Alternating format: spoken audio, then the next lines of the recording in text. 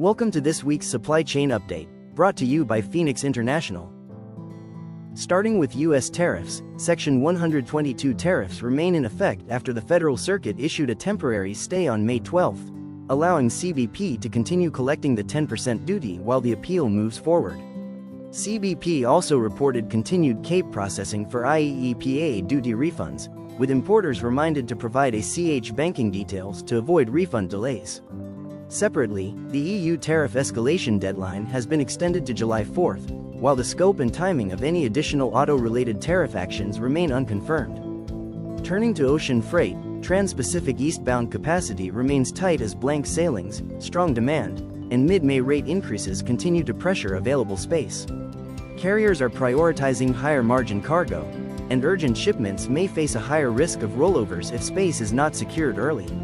On the Far East westbound trade, demand remains softer overall, but carrier capacity controls and congestion across major northern European hubs are helping stabilize the market. Selective rate increases are being supported by blank sailings, operational delays, and tighter space on certain services. For the transatlantic westbound lane, vessel utilization remains elevated, with blank sailings and equipment shortages continuing to limit available capacity. Congestion across Europe and inland transport delays are also affecting schedule reliability and keeping upward pressure on rates. Now let's move to air freight. Asia's air cargo market remains generally stable, with softer than expected post-holiday demand across North Asia and balanced capacity in most major export markets.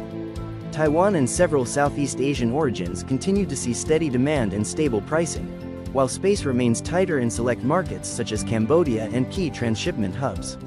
On Asia-Europe lanes, Gulf-related disruptions continue to influence routing, capacity, and elevated rate levels.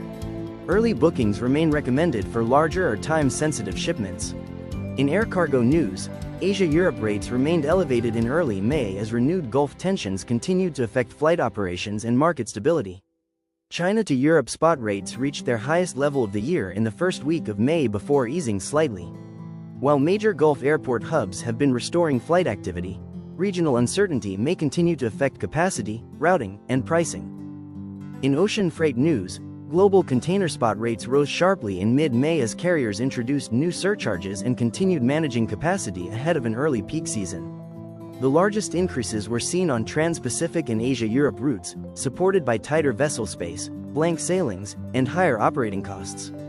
Market reports also noted that emergency and peak season surcharges are helping support current rate levels. And that concludes our update on the global supply chain. Thank you for joining us. We will continue to monitor these developments and keep you informed.